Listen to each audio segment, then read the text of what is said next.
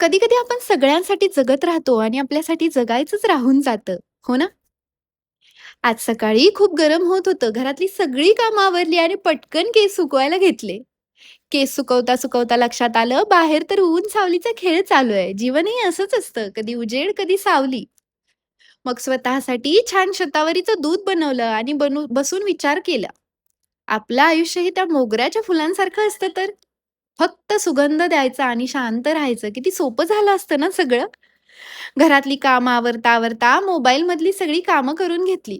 संगणकावरची ही सगळी कामं पूर्ण केली. मग स्वतःसाठी जेवणासाठी पोहे बनवले आणि त्याच कढईमध्ये शेपूची भाजी करून घेतली. हात कामात होते पण मन कुठेतरी हरवलं होतं. शेपूची भाजी करताना बाहेर पाहिलं तर आभाळ दाटून आलं होतं.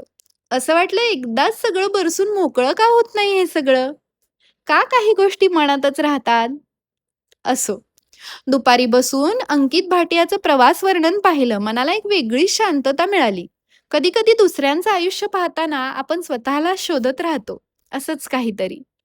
मग जुनी गाणी लावली आणि सुरू झाला आठवणींचा प्रवास. मैत्रिणी बरोबरच्या गप्पा, आई वडिलांसोबतचे क्षण, गेले ते दिवस राहिल्या त्या आठवणी हो.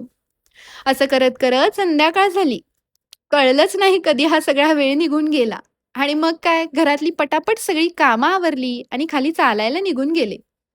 इकडे-तिकडे पाहिलं तर आभाळ अजूनही भरूनच होतं. परत घरी येऊन पाहिलं तर काय, छोटीशी पाठवण आली होती, म्हणजे पार्सल हो.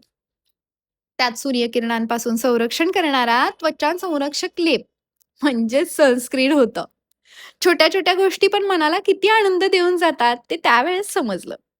आणि हो, असा होता माझा आजचा दिवस. भेटूयात पुन्हा एकदा. पुनर्मिलाम नवदिनेन.